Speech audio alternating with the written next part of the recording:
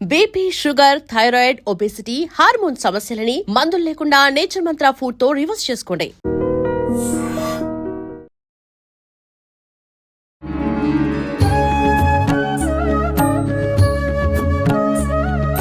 నమస్కారం, welcome to I dream. ధర్మ మార్గం విత్ విజిత కార్యక్రమానికి స్వాగతం. ప్రస్తుతం మనతో పాటు ఉన్నారు ప్రముఖ ఆధ్యాత్మికవేత్త, జ్యోతిష పండితులు ప్రొఫెసర్ సత్యనారాయణమూర్తి గారు. ఇప్పుడు గురుగారితో మాట్లాడదాం. నమస్కారం గురుజీ. నమస్కారం మా విజిత.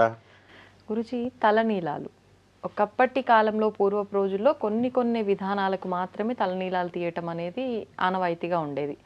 ఉదాహరణకి అంటే ఓన్లీ మనం తిరుమల వెంకటేశ్వర స్వామి దగ్గరికి వెళ్ళినప్పుడు అది కూడా మగవారు మాత్రమే, తర్వాత పుట్టు వెంట్రుకలప్పుడు, మళ్ళీ తర్వాత ఎవరైనా చనిపోతే ఇంట్లో వాళ్ళు, లేదంటే అట్లా మాత్రమే తలనీలాల ప్రక్రియ అనేది ఉండేది. కానీ ఇప్పుడు ఈ తలనీలాల ప్రక్రియ అనేది మిగతా కార్యక్రమాల్లో ఆచరిస్తున్నప్పటికీ అసలు సంబంధం లేకుండా ఒక క్షేత్రానికి వెళ్ళాము అని అంటే తలనీలాలు ఇచ్చేయటం, ఖచ్చితంగా దర్శనానికి వెళ్తున్నాము ఒక క్షేత్రానికి అంటే ఫస్ట్ తలనీలాలు ఇవ్వటము, తర్వాత అక్కడ ఉన్న గుండంలో స్నానం ఆచరించటము, తర్వాత దర్శనము. ఇది ఒకటి, ఇంకా ఖచ్చితంగా ఇది ఆచరించాలి అనే విధానం అనేది ఒక ధోరణి నడుస్తూ ఉంది. అసలు ఈ తలనీలాల ప్రక్రియ విధానం గురించి వివరించండి. ఏం చెప్పింది శాస్త్రం? అసలు ఎవరు ఇవ్వచ్చు, ఎవరు ఇవ్వకూడదు, ఎక్కడ ఇవ్వచ్చు? శాస్త్రము చెప్పింది తలనీలాలు ఒక్క తిరుమల తిరుపతి క్షేత్రంలో మాత్రమే ఇవ్వాలి. ఇంకా ఎక్కడ ఇస్తే వాళ్ళ ఇష్టాన్ని బట్టి వాళ్ళు ఇచ్చుకుంటారు. అట్లా ఇష్టాన్ని బట్టి అంటే స్వామికి సమర్పించేటప్పుడు మనము తలనీలాలని, లేకపోతే బంగారం అని, తులాభారం అని మనం మన బరువు అంతా మొక్కును బట్టి గుమ్మడికాయలు ఇచ్చేవాళ్ళు ఉన్నారు, తోటకూర ఇచ్చేవాళ్ళు ఉన్నారు.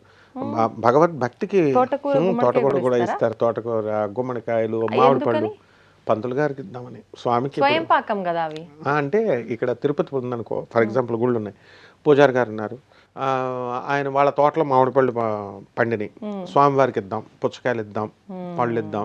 అప్పుడు తోటకూర పంట ఉన్నవాడు తోటకూర ఇస్తాడు. అలా ధాన్యాలు, కందులు పంతులు గారికి, స్వామివారికి ఇస్తే పంతులు గారికే కదా తీసుకునేది. అలా అనమాట, గౌరవంగా అలా ఈ తలనీలాలనే వచ్చింది. కానీ చరిత్ర మాత్రం ఒక్క తిరుమల తిరుపతి క్షేత్రానికి మాత్రమే ఉంది. శ్రీనివాసుడు ఏం చేశాడంటే, శ్రీకృష్ణ పరమాత్మ ఆయన ఇంకా అవతారం చాలించి కలియుగాంతం, ద్వాపరయుగాంతమైంది, కలియుగం ప్రారంభమైంది, వచ్చేస్తున్నాడు. వస్తూ తిరుమల తిరుపతి క్షేత్రానికి వస్తాడు. రాగానే ఆ భూమంతా ఎవరి పరిపాలన అధీనంలో ఉంది? ఆదివరాహస్వామి అధీనంలో ఉంది. ఇక్కడ ఆదివరాహస్వామే శ్రీమన్నారాయణమూర్తి, ఆయనే కృష్ణుడు మళ్ళీ. కానీ ఎవరి రోల్స్ వాళ్ళవి. ఆయన ఏమడుగుతాడు? నువ్వెవరు నాయన అని అడుగుతాడు. రాగానే ఆయన భూదేవిని హిరణ్యాక్షుడు ఎత్తుకుపోతే తీసుకెళ్ళి రక్షించాడు కదా ఆదివరాహస్వామి, ఆ భూమిని తీసుకొచ్చి. అందుకని ఆ భూమంతా కూడా ఆయన అధీనంలో ఉంటుంది.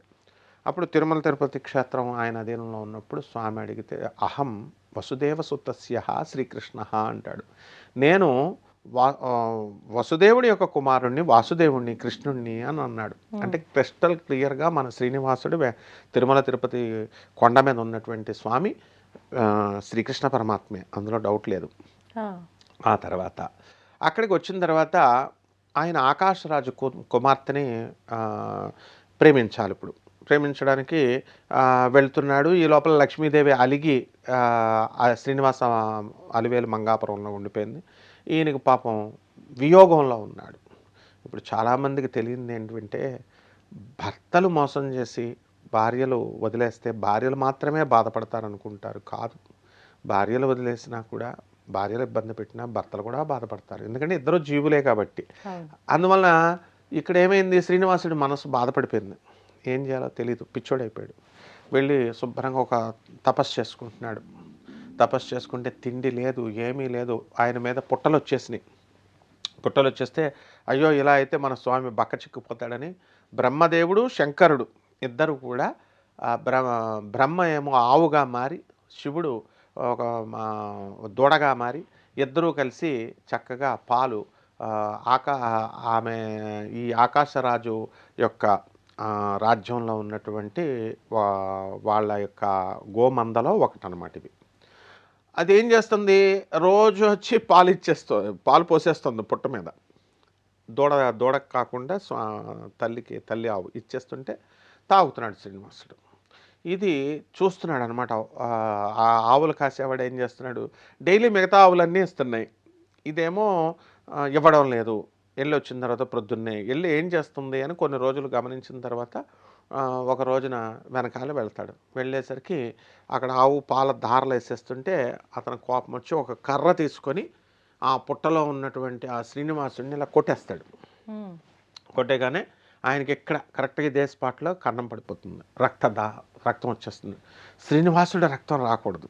సాక్షాత్ శ్రీమన్నారాయణమూర్తి పాదాల దగ్గర నుంచి గంగమ్మ వచ్చింది, మనల్ని జీవితాన్ని తరింపజేసింది. అంటే రక్తం రాకూడదు. అందువలన వెంటనే ఏం చేస్తుంది, నీలాదేవి, ఆ నీలాదేవి ఏం చేసింది, ఆ యొక్క తిరుపతి వనములో ఉంటుంది. శ్రీనివాసుని యొక్క మహాభక్తురాలు ఆమె ఎవరో కాదు, నీలాదేవి, పద్మావతి, వీళ్ళందరూ కూడా ఆళ్వార్, ఆండాల్, ఆ తర్వాత మనము గోదాదేవి, వీళ్ళందరూ ఒకటే అనమాట.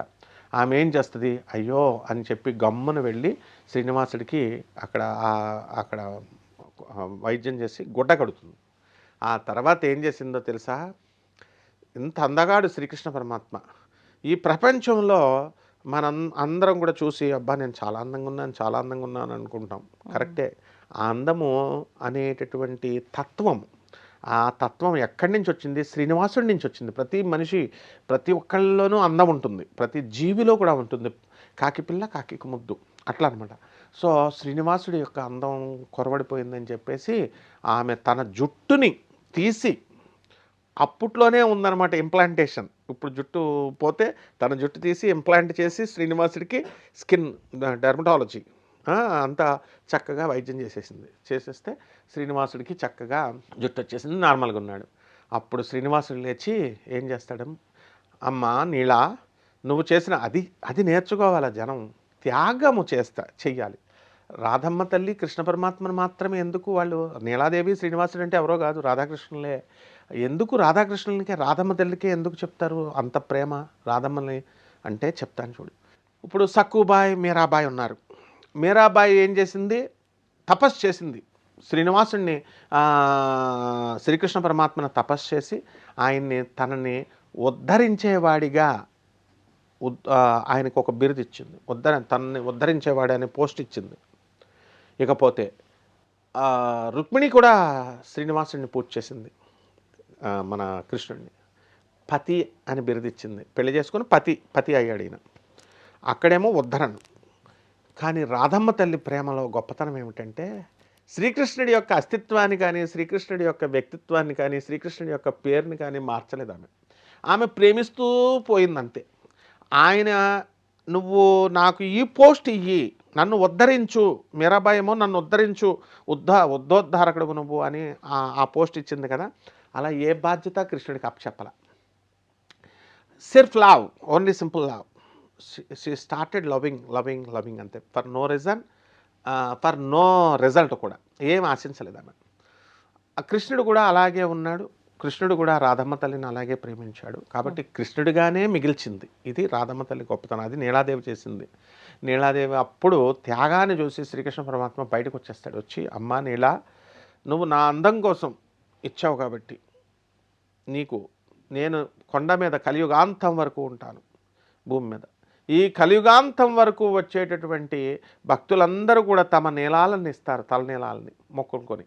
ఆ నీలాలన్నీ నువ్వు తీసేసుకో. నీకు జుట్టుకు ప్యాచ్, నీ జుట్టుని కట్ చేసుకొని ఇచ్చింది కదా ఆవిడ. అందుకని నీలాదేవికి వెళుతుంది కాబట్టి అక్కడ ఇమ్మన్నారు అంతే, తలనీలాలు. ప్రతి గుడిలోకి వెళ్ళి గుండు గీసేసుకోమనలా. గుండు గీసేసుకుంటేనే మనకి భక్తి ఉన్నట్టు కాదు. ఒకవేళ అలా తలనీలాలు ఇస్తే దోషం ఏమన్నా, ఎప్పుడు పడితే అప్పుడు, ఎక్కడ పడితే అక్కడ? నో, దోషమేం కాదు. స్వామివారి ప్రేమ అక్కడ మాత్రం ఓకే. అక్కడ మిగతా క్షేత్రాల్లో మన ఇష్టం. అది మనం ఏంటంటే అది అక్కడ ఉన్నటువంటి దేవుడి మీద ఉండే అభిమానంతో మనం ఇవ్వాలి. రిజల్ట్ ఏమి ఆశించకూడదు. అది ఓకే, మనం భక్తితో ఇచ్చేసాం, రిజల్ట్ ఏం ఆశించకూడదు. కానీ ఇక్కడ తిరుపతిలో మాత్రము, తిరుమల తిరుపతిలో you will get result, assurance. We can expect. ఎందుకనంటే స్వామి ఇచ్చాడు, కలియుగాంతం వరకు నేను ఉంటాను, ఇచ్చే భక్తులకి నీకు చేరుతుంది, నేను వాళ్ళని అనుగ్రహిస్తాను అన్నాడు.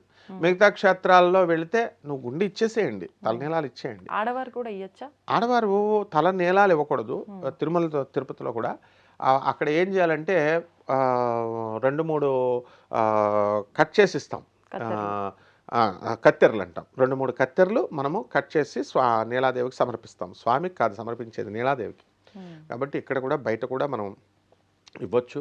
అలాగే ఈ యొక్క మనము ఏ క్షేత్రంలో అయినా ఎక్కడైనా సరే భక్తికి కొలమానం ఉండదు. ఒక్కొక్కళ్ళు మన బెజవాడ కనకదుర్గమ్మ దేవస్థానంలో ఒక 7 years 8 years బ్యాక్ నువ్వు ఒక న్యూస్ చదివావు. అతను చాలా రోగాలతో ఉన్న తర్వాత, నా యొక్క ఆరోగ్యాన్ని కనుక నువ్వు బాగు చేసేస్తే నా చేతినిచ్చేస్తాను అన్నాడు.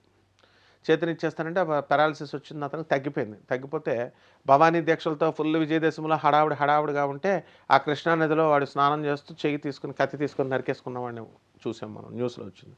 అలాగే ఒకటి నాలుకని సమర్పించేశాడు. అంటే భక్తి ఇవన్నీ కూడా ఇలాంటివి చేయకూడదు, తామసికమైనటువంటివి. రావణ బ్రహ్మ చేశాడంటే రావణాసురుడు అప్పట్లో తను ఒక్కొక్క శిరస్సుని తారాదేవిని అనుగ్రహించడం కోసం తన శిరస్సుల్ని ఆయన అప్పుడు కాలానికి ఆయన డెటర్మినేషన్ వేరు, ఆయన సంకల్ప బలము ఇదంతా పులస్త్య బ్రహ్మ మనవడు కాబట్టి వేరు. మనం మానవులం. అతనిలో రాక్షసత్వం ఉంది కాబట్టి అతను చేయొచ్చు. రాక్షసుడి ధర్మాలు వేరున్నాయి, మానవుడి ధర్మాలు వేరున్నాయి. అమ్మాయిలను ఎత్తుకుపోవచ్చు రాక్షసుడు, దాన్నే అందుకని గంధర్వులు ఎత్తుకుపోవచ్చు. గంధర్వ వివాహం అంటారు. లవ్ మ్యారేజే గంధర్వం. ఇప్పుడు మానవుడు ఎత్తుకుపోతున్నారు, ఎలోప్మెంట్. అలా చేయకూడదు. గంధర్వ వివాహం. మానవుడికి కొన్ని నియమాలు పెట్టాడు, రాక్షస ధర్మాలు కొన్ని పెట్టాడు, దేవతా ధర్మాలు కొన్ని పెట్టాడు.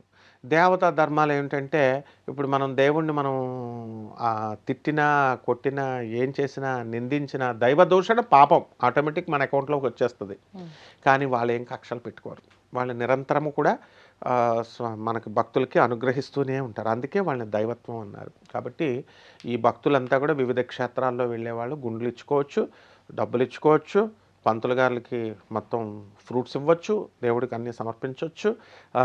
చీప్గా తర్వాత ఈ తోటకూర ఇవన్నీ కూడా స్వయం పాకాలు వేరు. మళ్ళీ స్వయం పాకాలు తర్వాత చనిపోతే తలనీలాలు ఇవ్వడం అది వేరు. మళ్ళీ అది అపరకర్మల్లోకి వస్తుంది. అది ఏ పుణ్యక్షేత్రాల్లో కూడా చనిపోతే తలనీలాలు ఇవ్వకూడదు.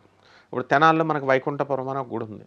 అక్కడ చనిపోతే వెళ్ళి రాత్రి నిద్ర చేస్తారు గుళ్ళు ఇచ్చేసి. సరే, ఇక భక్తితో సమర్పిస్తున్నారు కాబట్టి అక్కడ ఇది. కానీ దైవక్షేత్రాలలో గిళ్ళు అనేవి కేవలం స్వామికి మనం సమర్పించడం కోసం ఇవ్వాలి, గిఫ్ట్ అన్నమాట. ఇప్పుడు చాలామంది చిన్నప్పుడు స్కూల్ పిల్లల్ని మనందరం కూడా అలాగే టీచర్స్కి మనము ఏం చేస్తాము, గులాబీ పువ్వులు అవి ఇవి పట్టుకెళ్ళి ఇస్తాం.